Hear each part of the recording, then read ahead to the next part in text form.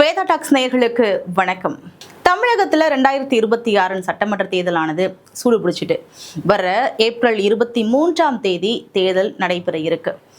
இந்த தேர்தல் யாருக்கு வெற்றியை தரும் அப்படிங்கிற ஒரு எதிர்பார்ப்பு மக்கள் மத்தியிலும் சரி, எல்லா கட்சிகள் மத்தியிலும் பரவலாக மிகவும் எதிர்பார்ப்போடு ஆவலாக இருந்து வருது.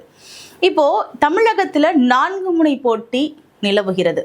அதாவது திமுக தலைமையிலான கூட்டணி கட்சிகள், அதிமுக தலைமையிலான என்டிஏ கூட்டணி, நாம் தமிழர் கட்சி, தாவேகா, இப்படியாக 4 முனை போட்டிகள் தமிழகத்துல நிலவுது.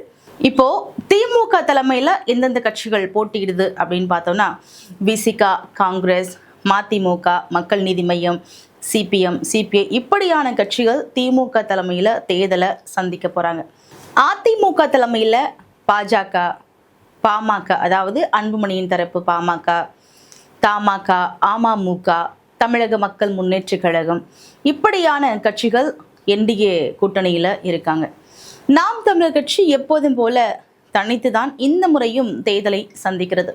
இப்போ தாவேகாவை பார்த்தீங்க அப்படின்னா, பாஜகவோட கூட்டணி அமைக்குமா அப்படிங்கிற ஒரு சூழல் நிலவி வந்துச்சு. மத்திய உள்துறை அமைச்சரான அமித்ஷா என்ன பண்றாரு, எப்படியாவது தாவேகாவை தன் பக்கம் இழுத்து விடணும், என்டிஏ கூட்டணிக்குள்ள வரவழைத்து விடணும் அப்படிங்கிற பல வேலைகளையும் பார்த்து வந்தார்.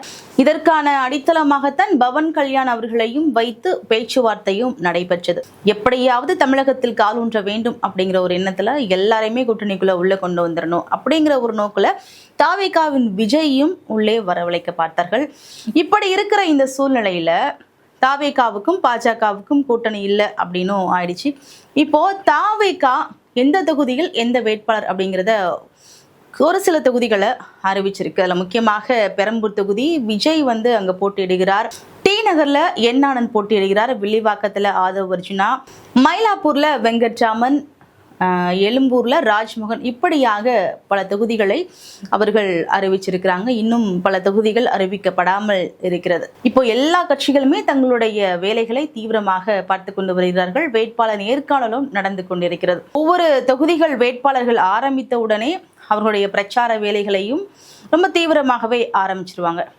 தமிழகத்துல இந்த 4 முனை போட்டி நிலவுற இந்த சூழ்நிலையில மக்கள் யார் பக்கம் இருப்பாங்க, மக்கள் யாருக்கு வாக்களிப்பாங்க, மக்கள் யாரை முதல்வராக தேர்ந்தெடுப்பார்கள் அப்படிங்கிறது ஒரு மிகப்பெரிய எதிர்பார்ப்பாக தான் இருக்குது. இந்த 23 நடக்க போகிற தேர்தல் திருவிழாவானது எல்லோரும் கொண்டாடுகிற வகையில் அமையுமா? மக்கள் எதிர்பார்த்த தலைவர் முதல்வராக மீண்டும் வருவாரா அப்படிங்கிறத பொறுத்திருந்து பார்ப்போம். இது போன்ற வீடியோக்களுக்கு வேதா டாக்ஸ் சேனலை சப்ஸ்கிரைப் பண்ணுங்க, மறக்காம லைக் அண்ட் ஷேர் பண்ணுங்க.